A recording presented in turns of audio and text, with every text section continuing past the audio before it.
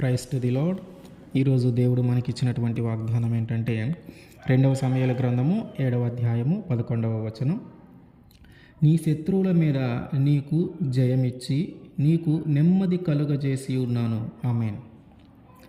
రేపు ఏం జరుగుతుందో అనే దిగులు, ఈ సమస్యను జయించటం నా వల్ల కాదు అనే ఒక భయము, కలిగిన అవమానమును బట్టి మానసిక వేదన, వచ్చిన రోగమును బట్టి బాధ, మన మీద దాడి చేసే శత్రువులను బట్టి మనకి కలిగే ఆందోళన, ఇవన్నీ కూడా మనకి నెమ్మది లేకుండా చేసేవి. ఈ నెమ్మది లేకుండా చేసే ఇవన్నీ కూడా కొన్ని భౌతికపరమైన శత్రువుల ద్వారాను, కొన్ని ఆత్మీయపరమైన శత్రువుల ద్వారాను మనకి కలిగేవి. దేవుడు ఏమంటూ ఉన్నాడంటే, నీ శత్రువుల అందరి మీద నీకు జయమునిచ్చి, అంటే నీ యొక్క భౌతికపరమైన శత్రువులైనను సరే, ఆత్మీయపరమైన శత్రువులైనను సరే, ఈ రెండిటి మీద నీకు జయమునిచ్చి నీకు నెమ్మది నేను కలుగజేస్తూ ఉన్నాను, నీకు నెమ్మది నేను కలుగజేయబోతూ ఉన్నానని దేవుడు మనతో మాట్లాడుతూ ఉన్నాడు. ఇక్కడ భౌతికపరమైన శత్రువులంటే మనలాగే మనుషుల రూపంలో ఉండేవి. యుద్ధము చేయటమో, గొడవలాడటమో, తగాదలాడటమో, ఇట్లాంటివి. అట్లాగే ఆత్మీయపరమైన శత్రువులు అంటే మన కంటికి కనిపించని శత్రువు, అదే సాతాను. అది మనల్ని భయపెట్టిస్తుంది, అది మనకి రోగాలు తెస్తుంది, అది అన్ని విధాలుగా మనల్ని ఇబ్బంది పెడుతుంది.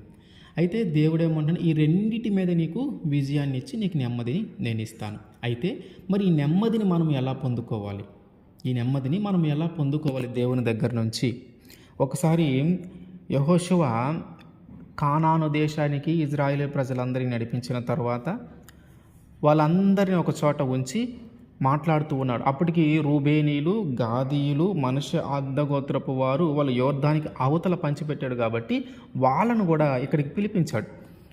వాళ్ళను కూడా పిలిపించి 12 గోత్రాలను ఒక చోట ఉంచి మాట్లాడుతున్నాడు. ఏమనంటే, మీరందరూ కూడా మోషే ఏదైతే చెప్పాడో అదన్నీ ఆయన మాట విని నడుచుకున్నారు.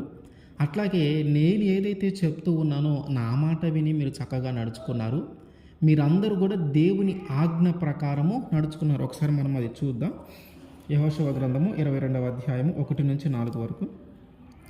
యెహోషువ రూబేనీయులను, గాదీయులను, మనష్షే అర్థగోత్రపు వారిని పిలిపించి వారితో ఇట్లనెను, యెహోవా సేవకుడైన మోషే మీకు ఆజ్ఞాపించినదంతయు మీరు చేసి ఉన్నారు, మరియు నేను మీకు ఆజ్ఞాపించిన వాటన్నిటి విషయములలో నా మాట విని ఉన్నారు. బహుదినముల నుండి నేటి వరకు మీరు మీ సహోదరులను విడువక మీ దేవుడైన యెహోవా ఆజ్ఞను అనుసరించి నడిచి ఉన్నారు. ఇప్పుడు మీ దేవుడైన యెహోవా మీ సహోదరులతో చెప్పినట్లు వారికి నెమ్మది కలుగజేసి ఉన్నాడు. ఏం చేశారంటే, వీళ్ళు మోషే చెప్పింది ఏదైతే ఉందో అది మొత్తము విన్నారంట, ఆయన దాని ప్రకారం నడుచుకున్నారంట. తర్వాత యెహోషువ చెప్పిన ప్రతి మాట ప్రకారము, ప్రతి ఆజ్ఞ ప్రకారం నడుచుకున్నారంట. దేవుడు ఆజ్ఞను అనుసరించి నడుచుకున్నారు. మోషేకి చెప్పింది ఎవరు? దేవుడే. యెహోషువకి చెప్పింది ఎవరు? దేవుడే. అంటే మోషే చెప్పినది, యెహోషువ చెప్పినది విని దాని ప్రకారము నడుచుకున్నారు. అంటే దేవుడు చెప్పిన దానిని విని దేవుడు చెప్పిన ప్రకారము నడుచుకున్నట్టే. ఎందుకంటే వీళ్ళిద్దరిని నడిపిస్తూ ఉంది, వీళ్ళిద్దరికి చెప్తూ ఉంది, వీళ్ళిద్దరికి ఏం చేయాలో చేపిస్తూ ఉంది దేవుడే. కాబట్టి వీళ్ళ మాటను అనుసరించి నడుస్తూ ఉన్నారంటే దేవుని మాటను అనుసరించి నడిచినట్టే. ఇప్పుడు ఈ 12 గోత్రాలను ఇక్కడ పిలిపించి ఎవరి స్థలము వారికి, ఎవరికి రావాల్సిన భాగం వారికి పంచిపెట్టిన తర్వాత ఇప్పుడు ఇక్కడ నెమ్మది కలిగింది. అంటే నెమ్మది అంటే ఏంది? ఇక ఈ భౌతికపరమైన శత్రువుల ద్వారా కానీ, ఆత్మీయపరమైన శత్రువుల ద్వారా కానీ వారికి ఎలాంటి ఆందోళన, ఎలాంటి భయము, ఎలాంటి మానసిక వేదన, ఎలాంటి కన్నీళ్ళు, ఎలాంటి దిగులు ఏది లేకుండా నెమ్మదిగా ప్రశాంతమైన జీవితాన్ని వాళ్ళు గడుపుతూ ఉన్నారు. ఈ విషయాన్ని అక్కడ యోర్దానికి అవుతున్నటువంటి 3 గోత్రాలను కూడా పిలిపించి చెప్తూ ఉన్నాడు. ఎందుకంటే వాళ్ళు మళ్ళీ దాన్ని గుర్తుపెట్టుకోవాలని. ఏమని? దేవుని ఆజ్ఞను అనుసరించి మీరు నడిచారు కాబట్టి మీకు దేవుడు నెమ్మదిని కలుగజేసి ఉంచాడు అని. అంటే మన జీవితంలో మనము భయములోను, ఆందోళనలోను, దిగుల్లోను, వేదనలోను, బాధల్లోను, రోగాలలోను, అప్పుల్లోను ఇట్లాంటి ఒక నెమ్మది లేని పరిస్థితుల్లో కానీ మనం ఉంటే, మనం ఎప్పుడైతే ఎప్పుడైతే దేవుని మాట వింటామో, ఎప్పుడైతే దేవుని మాటను అనుసరించి నడుచుకుంటామో, దేవుని ఆజ్ఞను పాటిస్తామో, అప్పుడు ఆయన మనకి ఖచ్చితంగా నెమ్మదిని అనుగ్రహిస్తాడు. మన శత్రువులందరినీ మనకి దూరంగా కొట్టివేస్తాడు. మన మానసిక వేదనలు, మానసిక బాధలు, రోగాలు, దిగులు, చింత, ఆందోళన, భయము, కష్టాలు, కన్నీళ్ళు ఇవన్నీ ఆయన కొట్టివేస్తాడు. ఎందుకు? మనం ఆయన మాట వింటూ ఉన్నాం, ఆయన ప్రకారము మనము జీవిస్తూ ఉన్నాం, ఆయన ఎట్లా బ్రతకమంటే అట్లా బ్రతుకుతూ ఉన్నాం కాబట్టి దేవుడు మన జీవితంలో మన శత్రువులందరి మీద విజయాన్ని ఇచ్చి, మన శత్రువులందరినీ మనకు దూరము చేసి, వారితో ఎలాంటి భయము, ఎలాంటి ఆందోళన మనము చెందకుండా ఒక ప్రశాంతమైన జీవితాన్ని, ఒక నెమ్మది కలిగిన జీవితాన్ని మనము జీవించాలంటే మనము దేవుని మాట వినాలి.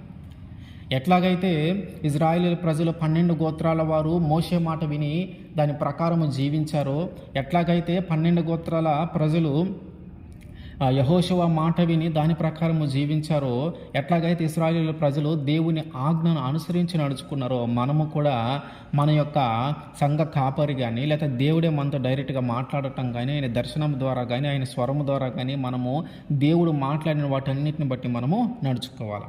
అట్లాగే బైబిల్ గ్రంథాన్ని మనం ధ్యానిస్తూ ఉన్నప్పుడు, దేవుని వాక్యం మన దాకా వచ్చినప్పుడు, దేవుని సువార్త మనం విన్నప్పుడు, మనం చదివినప్పుడు, మనం చూసినప్పుడు, ఈ వాక్యం ఎప్పుడైతే మన చెవులలో పడిందో దానిని మన హృదయంలో నాటి దాని ప్రకారము మనము జీవించాలి. అంటే ఏ విధంగానైనా సరే దేవునికి ఇష్టమైన వ్యక్తిగానో, దేవుని చిత్తము జరిగించేటటువంటి వ్యక్తిగానో, దేవుని వాక్యాన్ని అనుసరించి జీవించేటటువంటి వ్యక్తిగాను నువ్వు మార్చబడతావో, దానిని నువ్వు చేయటం ప్రారంభిస్తావో, అప్పుడు ఆయన నీకు నెమ్మదిని కలుగజేస్తాడు. ఇశ్రాయేలు ప్రజలకు నెమ్మదిని కలుగజేశాడు. ఆయన మాట విని నడుచుకున్నారు, ఆయన ఆజ్ఞను అనుసరించి నడుచుకున్నారు. మనము కూడా ఆయన మాట విని ఆయన ఆజ్ఞను అనుసరించి కానీ మనము కూడా నడుచుకుంటే ఆయన మన జీవితంలో కూడా మన నెమ్మది కలుగజేస్తాడు. మనల్ని ఇబ్బంది పెట్టే ప్రతి శత్రువు నుంచి, ప్రతి శక్తి నుంచి కూడా ఆయన మనల్ని విడిపించి మన జీవితానికి ఆయన నెమ్మదిని అనుసరిస్తాడు. కాబట్టి మనము మన శత్రువుల మీద విజయము సాధించాలంటే, అది భౌతికపరమైన శత్రువులైనా సరే, ఆత్మీయపరమైన శత్రువులైనా సరే, వీటి నుంచి తప్పించబడి ఒక ప్రశాంతమైన జీవితాన్ని, నెమ్మది కలిగిన జీవితాన్ని మనం అనుభవించాలంటే ఖచ్చితంగా మనము దేవుని మాట వినాలి. ఆయన మాట ఎప్పుడైతే మనం విని దాన్ని పాటిస్తూ ఉంటామో, దాన్ని అనుసరిస్తూ ఉంటామో, దేవుడు మనకు ఖచ్చితంగా నెమ్మదిని అనుగ్రహిస్తాడు. ఆమేన్.